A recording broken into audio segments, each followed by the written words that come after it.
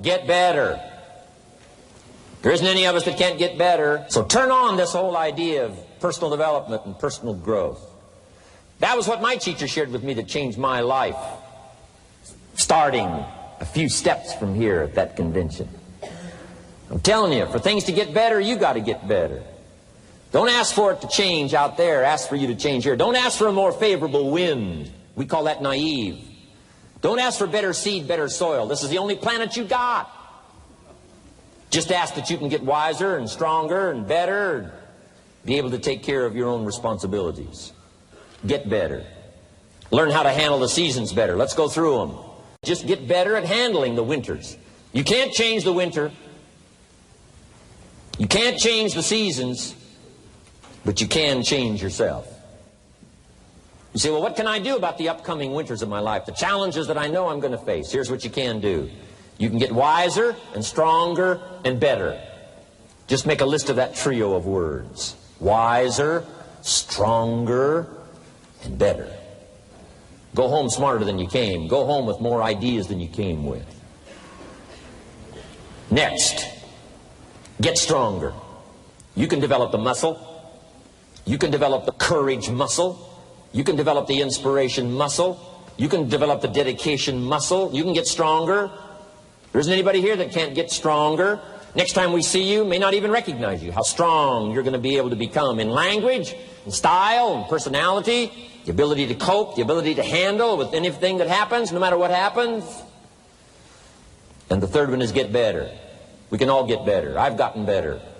First talk I gave, I stood up, my mind sat back down. But here's the secret to my success. I stood up and did it again. I stood up and I did it again. And I did it again, and I did it again all those many years ago. I did it when I was scared, and I did it when I didn't want to, and I did it when I was ill. And I did it when it didn't work well, and I did it when they didn't appreciate it, and I didn't a lot of times when I didn't know much what I was doing. I just did it anyway. And now all these years later, I'm asked to walk on this stage with the greatest introduction I've ever had, greatest response and welcome I've ever had, the greatest opportunity I've ever had to touch this many lives with a mixture of words and heart and soul. I got better.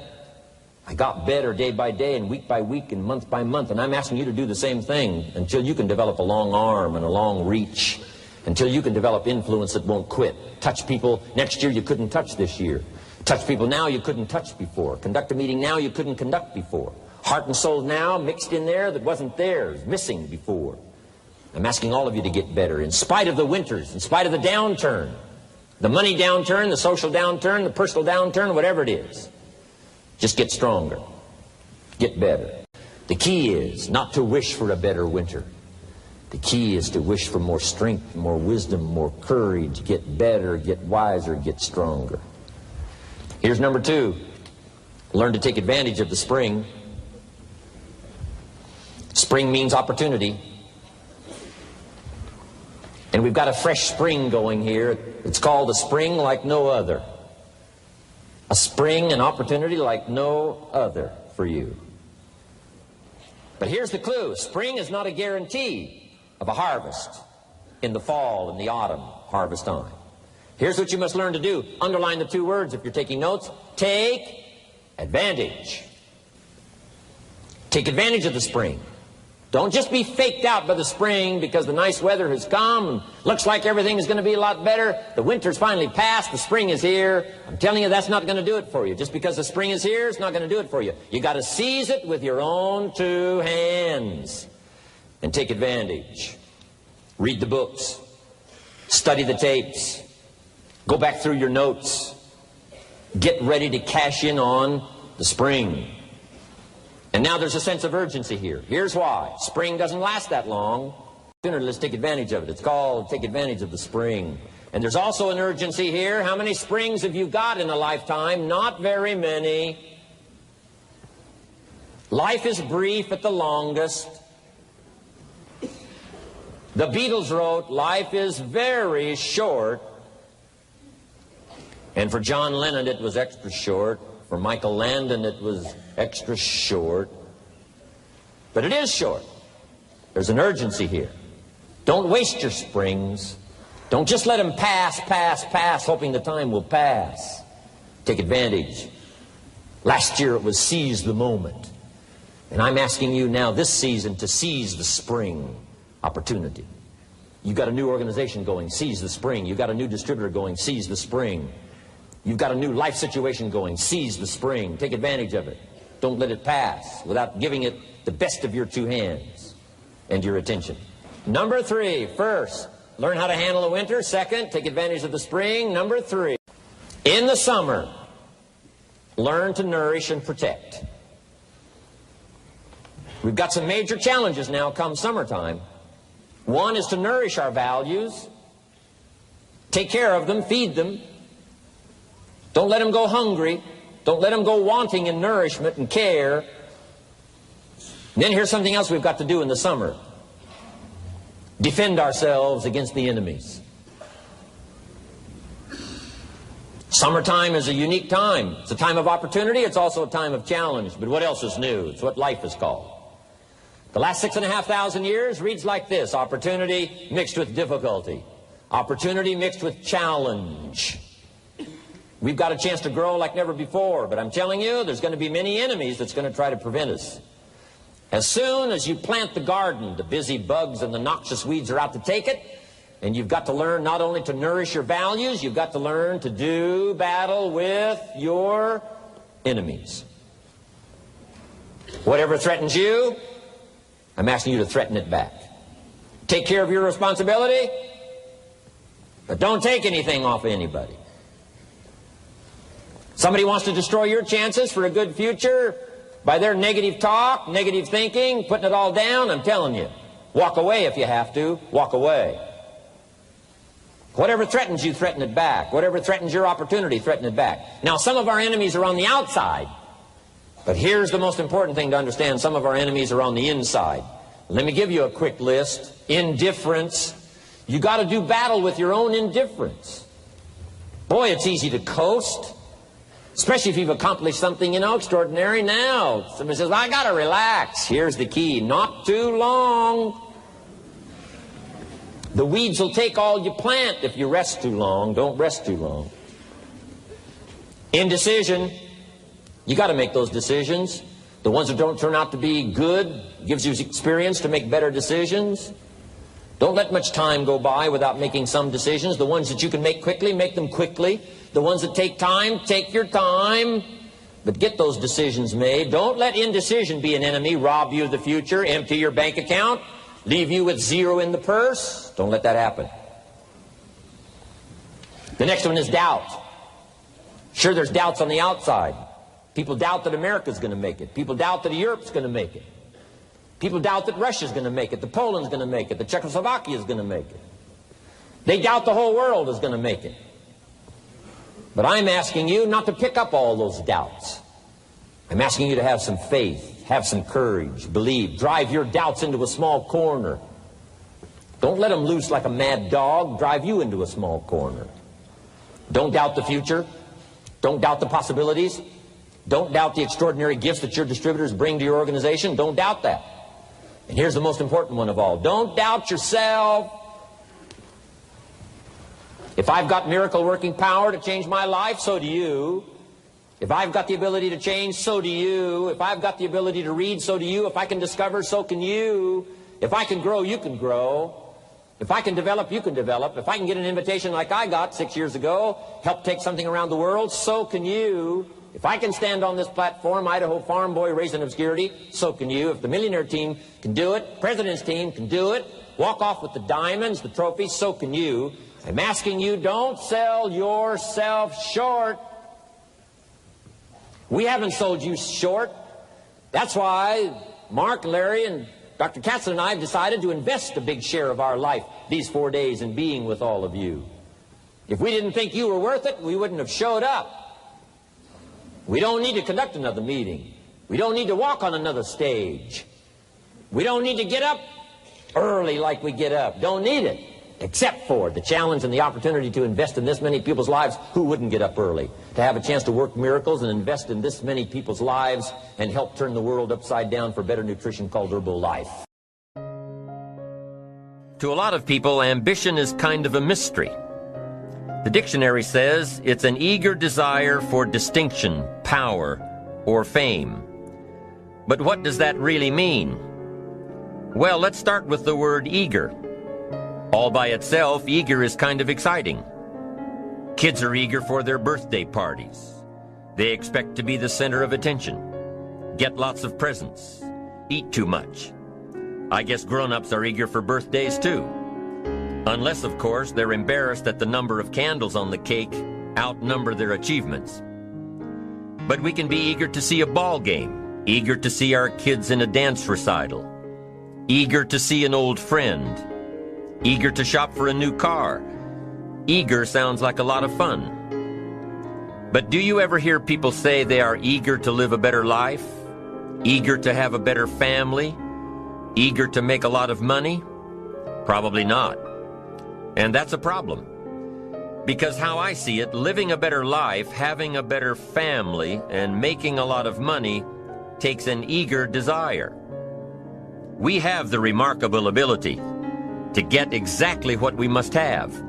But there is a difference between wishes and desires.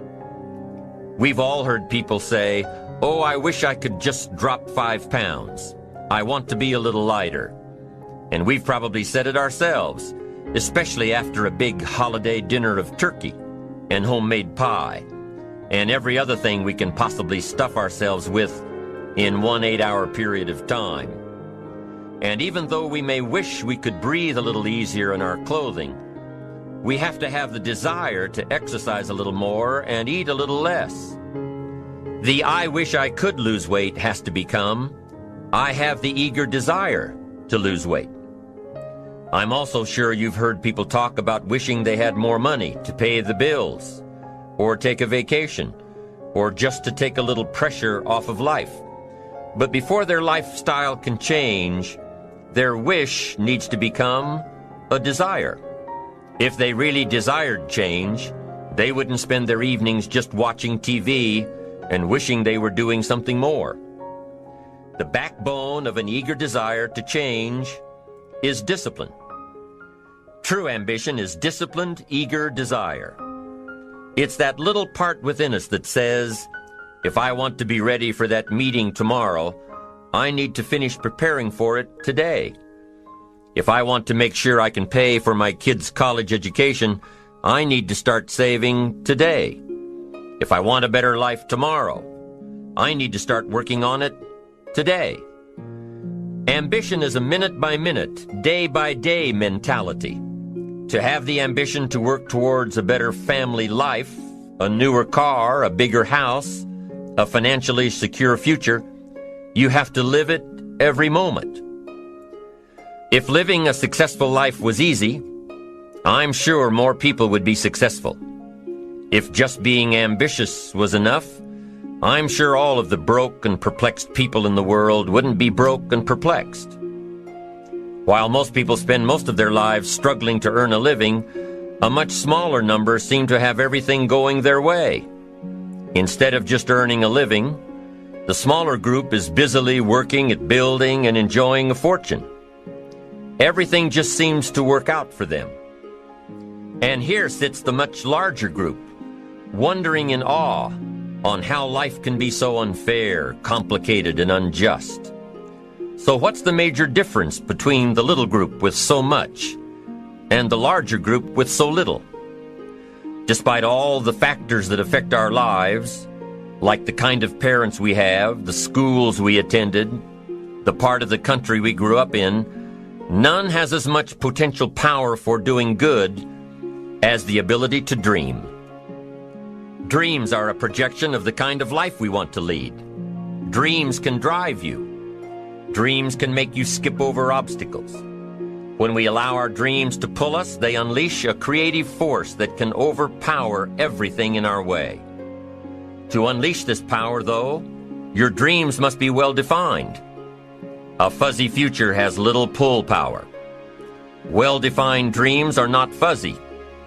Wishes are fuzzy. To really achieve your dreams, to really have your future plans pull you, your dreams must be vivid. One of the issues Mr. James dealt with in his lifetime was, what does it mean to be a success, a significant person? After years of pondering this question, William James described success as a combination of two things. Number one, an inner ideal which is followed persistently with courage. And number two, outer achievement related to that ideal. Let's go back to number one, an inner ideal which is followed persistently with courage. I take that to mean defining a goal and having the resolve to complete it. No matter what, I'll do it or die. Promise yourself you'll read the books until your skills change. Go to the seminars until you get a handle on it. Do it until it makes sense. Practice it until you've got it right.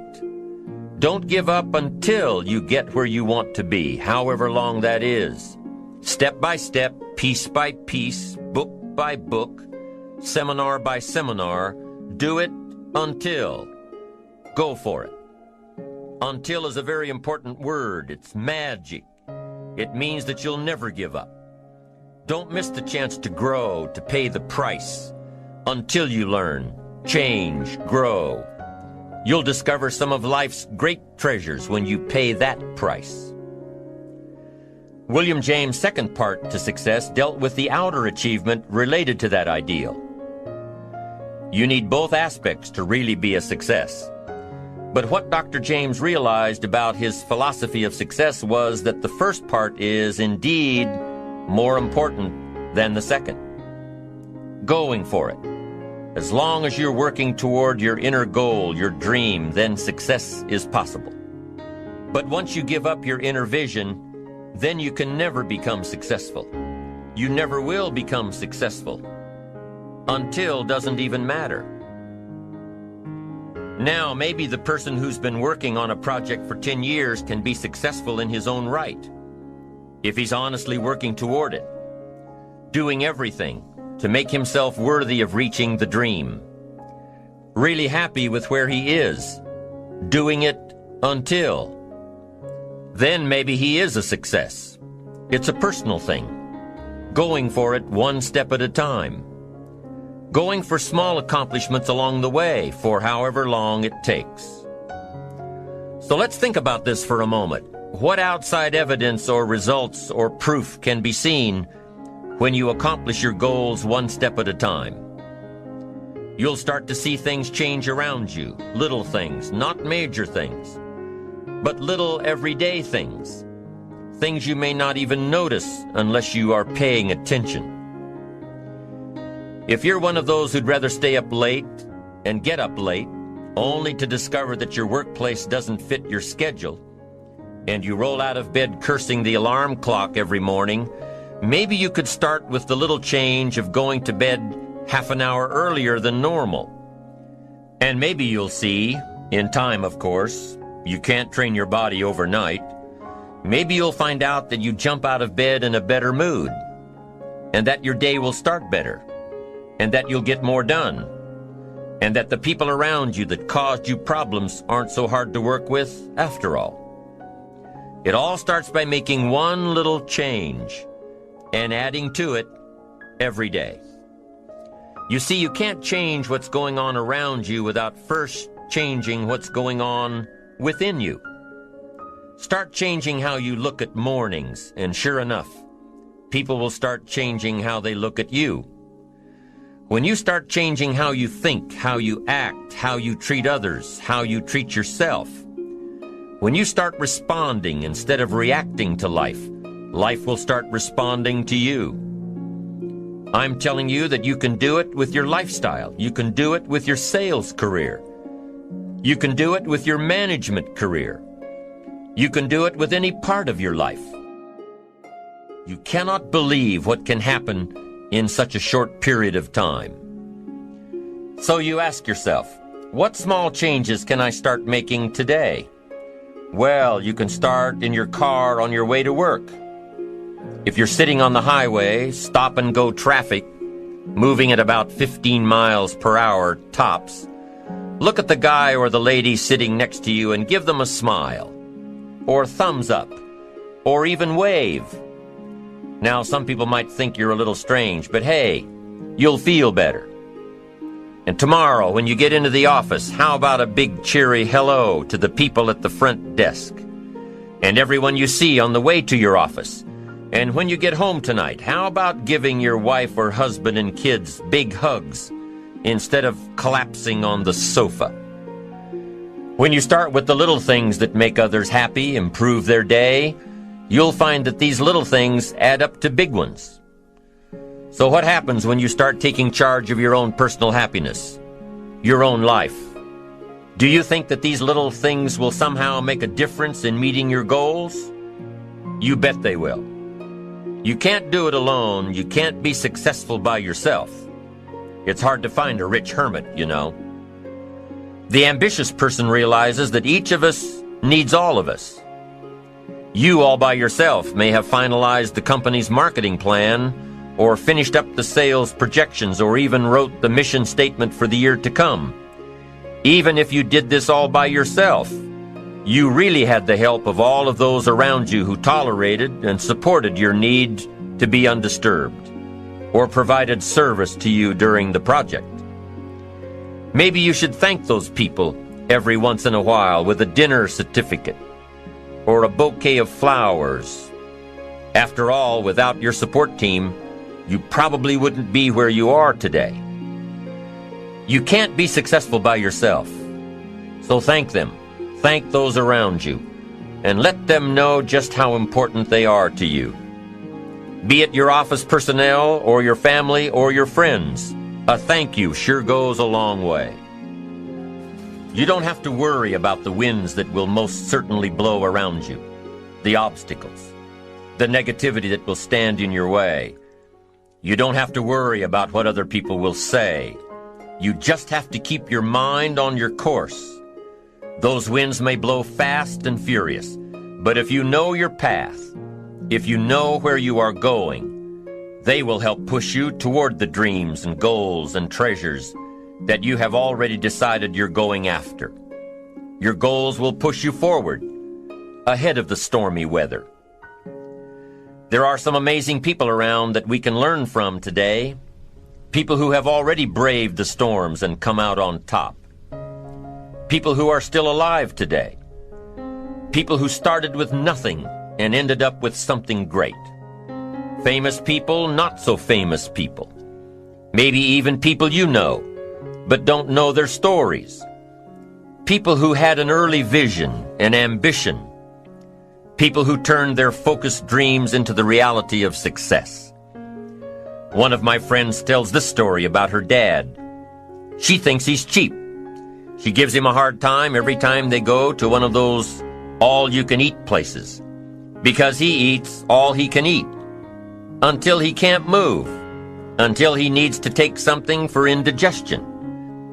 But she knows where he came from, his history, and understands just why he is the way he is. He eats all he can eat because he was raised in an orphanage, a place where you had to grab all you could or you'd be hungry. But the real story behind her father is that he made himself a millionaire with nothing more than a dream. He watched his own father drown when he was 4, was taken away from his mother a few years later and put into an orphanage because he was so bad. Raised by other people, strangers. After growing up in foster homes, he decided to go out on his own. He barely finished high school, but he found a job as a vacuum cleaner salesman. He did well, really well. But the woman he loved didn't want to marry a vacuum cleaner salesman, and he really didn't want to be one. So he went to college, went on to medical school, prospered, really prospered, led a tremendously successful life as a radiologist, and is now retired, goes fishing, rides his Harley. Stories of success are all around us, everywhere. Take the time to talk to these people or read their stories. You might learn something. You might find out that they have already traveled the path you are now on. Many of these people have written books on their journeys. These books tell the stories and give the secrets that we can all learn from. Let's say you decided to take a trip, just a short one, maybe for a weekend. Let's say you want to go away to a place you've never been before. Wouldn't you want to find someone who had been there? Ask them a few questions? What's the best way to get there? The safest route? The quickest route? What do I need to bring to be totally prepared? What fun things should I look for on the way? What dangers do I need to avoid? By talking with someone who has already been there, it'll make your trip that much more enjoyable. It's the same thing with life. By listening to those who are farther along in the journey you are interested in taking, and learning from their successes and failures, you just might pick up something that will make your journey that much better. Listening to the stories of others can be motivating, captivating. They can provide that extra push you've been looking for. They can demonstrate what the power of ambition is truly all about. They've been there. Their knowledge is valuable. And when you use that knowledge and motivation to take action, you'll gain momentum. Eventually, you will find that the key to motivation, true motivation, is right there inside you. You won't have to look elsewhere to get pumped up, turned on, charged up. With the right knowledge behind you, you will learn how to motivate yourself. With the right knowledge, you will find yourself becoming inspired on your own. And in order to move forward, you must be motivated, inspired, ambitious. You must have dreams and goals that create ambition. Good ambition, positive ambition. Now, ambition does not mean being greedy. It does not mean being selfish. It does not mean getting ahead at the expense of others. Ambition is not greed. Ambition is not avarice, an all-consuming desire for wealth. Ambition is not hoping you can win at the expense of others. Do you suppose Judas was ambitious? He ended up with 30 pieces of silver, a fortune in those days. Was Judas successful because he had all that money? No, Judas sold out. Was Judas happy when it was all over with? No. The money didn't make him happy. What he did to get the money certainly didn't make him happy. What Judas became in the pursuit of his fortune caused him to end his own life. What drove him was not ambition. Ambition is not greed.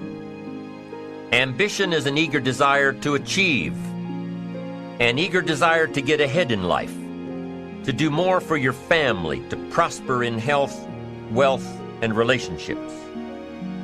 Now, desire does not always translate into ambition. Desire is what you want for yourself. A bigger house, a better car, a fatter bank account, a better life.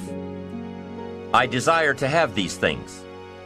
Ambition is how you get there. Desire is sometimes healthy. Desire is sometimes unhealthy. Desire might say, I want the tallest building in town. The destructive side of desire might urge you to tear all of the other buildings down. I guess that's one way to do it. You might get away with tearing down the first one and maybe the second one. But in your desire to tear them all down, sooner or later, some guy is going to be standing out in front of his building saying, I'm on to you. Get out of here. And pretty soon you're no longer known as a builder. You're known as a destroyer. Now, the second way to have the tallest building in town is to see it, dream it, and plan it, and put your team on it, work on it. Go through all of the steps to get there. Do it right. Have the ambition to be the owner of the tallest building in town.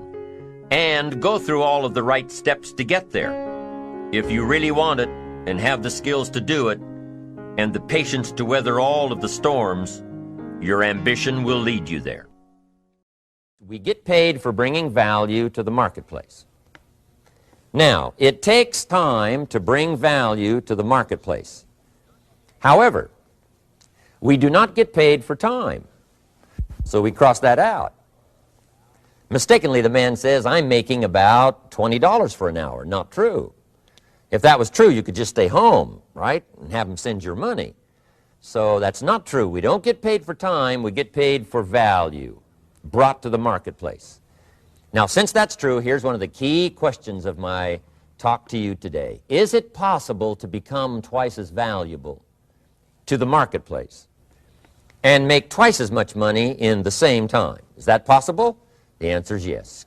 Could you become 3 times as valuable as you might be right now to the marketplace and make 3 times as much money in the same time? And the answer is yes. 5 times, 10 times? Of course. America is unique. It's a ladder to climb. It starts down here, let's say, at $5 an hour, and it keeps going up. Top income last year, $80 million. The guy who runs Coca-Cola. Now, that's a heck of a ladder. That's why everybody wants to come here, right? The boat people are not headed for Vietnam. People haven't plotted and schemed for 50 years saying if I could just get to Poland, everything would be okay. Not true. Everybody wants to come to America. And the reason is because we've got the best wind ever blowing in our favor. We've got the best economic opportunity anybody's had in 6,500 years. And all you have to do is understand it and take advantage of it. Now, there's some key questions to ask here. Why would the marketplace pay someone only $5 an hour? Very simple answer. They're not very valuable to the marketplace. Now, we must underline to the marketplace. This person might be a very valuable brother, yes. Member of the family, valuable, yes. Valuable member of the church, of course. Valuable citizen of the country, yes. Valuable in the sight of God, no doubt. We're all of equal value in the sight of God. But if you're not very valuable to the marketplace, you don't get much money. You say, well, it shouldn't be that way. Well, then you got to start your own country. You know, this one's been in process for 200 years, and this is the best we've been able to come up with so far. But here's the key. You don't have to stay here. Now, there was a big debate in Congress last year that this $5 was not enough, should be 6, should be 6, should be 6. But we don't need legislation. 6 is already on this ladder. The next step up. You know, if you work for McDonald's, they'll pay you $5 an hour to take out the trash. If you whistle while you take out the trash, they'll pay you $6 an hour. So we don't need that legislation. You just need to take lessons on how to whistle. Have a good attitude. Now, as you begin to climb this ladder, why would the marketplace pay some people $50 an hour?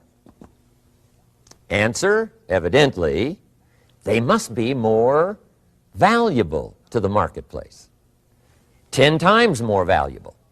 And is that possible for someone to be 10 times more valuable and earn $50 an hour instead of 5? And the answer is yes. That's what America is all about. Now, why would the marketplace pay some people $500 an hour? Evidently, this person must be much more valuable to the marketplace. That's what's important to understand, to the marketplace. And would the marketplace pay one person $80 million for 1 year's work? And the answer is, of course. If you helped a company make $1 billion, would they pay you $80 million? I'm telling you, it is possible. And that's why America is so exciting. That's why this financial ladder is so exciting. It's possible for all of this to come true for all of you, no matter where you start. As a student in school, just getting started out there in the workplace, this is all possible for you.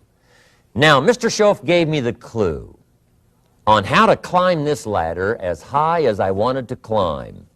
Now, we're talking primarily economics here. There's a lot of other ways to become valuable to your family, valuable to your friends, valuable to the community, valuable to the team, right? Valuable to the team effort, valuable to the concert. But here's what he said to me.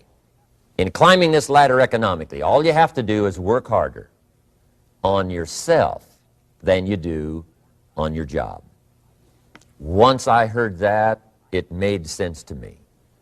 I kept hoping that everything else would change around me, found out that if I went to work on myself, worked on my skills, worked on my language, if I became better than I was each year, if I grew in skills and language and vocabulary and competence, then I would become attractive to the marketplace. Not very long ago, a company called me and said, Mr. Owen, we're expanding internationally. We'd like to have a bit of your expertise to help us. Would you give us a bit of your time? We'll add some millions to your fortune. And I said, okay. And I thought later, isn't that interesting they would call me? Then my second thought was, of course they'd call me. Who else would they call? I can get the job done. Now, what a contrast for me, farm boy from Idaho, raised in obscurity, parents of modest means, broke when I was 25. How come I would get a telephone call and someone offer me a lot of money to help them in expanding around the world? Simple answer, evidently, something happened to me between age 25 and where I am today. And I can tell you where it all started. From my teacher, Mr. Schoaf, who said to me, we don't have to change what's going on out there. That's the wind that's blowing. All we have to do is change what's going on in here. And now there's several ways to do that on personal development. And let me give you those ways. Here's the first one. We must learn from personal experience. Pretty simple. Learn from what happens to you. Take a look back over the last few months. Did you make some mistakes? How could you correct those for the future? Take a look back over the last year. Have you done it right or done it wrong? Let's correct it for the next year. Learn from your personal experience. Mr. Schoaf asked me when I first met him, he said, Mr. Owen, how are you doing? You've been out there now 6 years. And I said, I'm not doing very well. He said, I suggest you not do that anymore. What a simple, swift analysis to my situation. He said, if you keep doing it, the next 6 years will be like the last 6. You don't want that to happen. Let's make the changes. So learn from your personal experience. Now here's number 2, why I came to share this video experience with you today. And that, I call it OPE, other people's experiences. That's me, other people. That's your teacher, other people. That's your friends and colleagues, other people. The people you meet that can pass along to you their experiences, what's happened to them, the mistakes they made, how they corrected them, how they changed their health and changed their bank account and changed their income and changed their future. That's it, other people. Now there's 2 kinds of people to learn from. One is failures. It's too bad failures don't give seminars, right? That would be valuable. Bring your notebook, have them tell you how they lost it all and threw it all away, threw their health away and threw their friendships away and things didn't work out well. That would be valuable. But now then we must also learn from positive, people that have done well. They've got the health, and so we ask them, how did you become so healthy? They've got the skills, so we ask them, how did you become this skillful? They've got the income, so we ask them, how did you get here in such a short period of time? So now here's what's important in personal development. In learning from other people, we learn, number 1, by observation. We learn what we see, we watch people that are successful in what they do. In sports, we watch their disciplines. In business, we watch their disciplines. By observation, what we can see. The reason I created this video is something that you could see someone's experiences translated for you. Second, we learn by what we hear. I've got some of my lectures on cassette tapes, so you can take them with you wherever you go and learn by listening. Turn your car into a mobile classroom and listen. And then listen to the sermon on Sunday morning. Listen to the lectures. Listen to the teacher. Listen to someone who's got something good to say. And then number 3 is vitally important on personal development, and that is read all the books you can possibly read in your lifetime. Mr. Schoaf got me started on my library. I've got one of the better libraries. Haven't read everything in it, but I feel smarter just walking in it. My library. At least I was smart enough to buy it. Now I got to be smart enough to read it. And then, of course, I got to be smart enough to decide what's valuable and then do it. But this one is very important. Become a good reader. Some books that helped change my life. Mr. Schoaf recommended, of course, the Bible. And my parents made sure I was a pretty good scholar by the time I was 18. That's been so beneficial for me, drawing from those illustrations. Reading about those stories, people who made it and people who didn't make it and what the difference was. And then other books that helped to really change my life. One called Think and Grow Rich. by Napoleon Hill. And then a book that helped me become financially independent by the time I was 31. And that book is called The Richest Man in Babylon by George Clason. And I'm going to share a little bit of that book with you when I get to financial independence today, our third subject. But I started reading the books, attending the classes, making sure that I got in front of people that had something good to say. And then I started keeping a journal. One of the major things my teacher taught me was to keep a journal. He said, don't trust your memory. If you hear something good, just make a little note and write it down. Now, at first I took, notes on pieces of paper and torn off corners and backs of old envelopes. And it didn't serve me well, thrown in a drawer. Then I learned to keep a journal, a bound copy of all my notes. So I would suggest you do the same. Things that impress you, a poem that impresses you. When you attend a class, some of the ideas that impressed you, jot them down. You read something in a magazine, right? Some ideas. Take those out, put them in your journal. Keep a good journal the rest of your life. This will serve you well. My journals make up a significant portion of my own library. And if you saw my library and saw my journals, I tell you what you'd have to say. This is the library, and these are the journals of a very serious student. No wonder Mr. Rohn is invited to lecture and speak on his experiences around the world. So I want the same thing to happen to you. Value captured that you can resort to later, go back over it and review it, and let it become valuable to you. So that's my first subject, personal development. Work harder on yourself than you do on your job. Develop the skills, learn the lessons, take the classes, absorb all that is being taught to you these days. And then later on, of course, you can sort it out, what's valuable to you and how to refine it for your business and for your life and for your future. But the main thing is to get it and start this process of personal change, personal development. And let me say it one more time. If you will change, everything will change for you. You'll never be the same. You'll keep growing. As you look back on a few months, look back on a few years, you won't believe the progress you can make. Economically, your relationship with your family, your friends, and whether you're in sports or economics or whatever, I'm telling you, that whole process of committing yourself for personal change, personal value, can really make your life unique and worthwhile.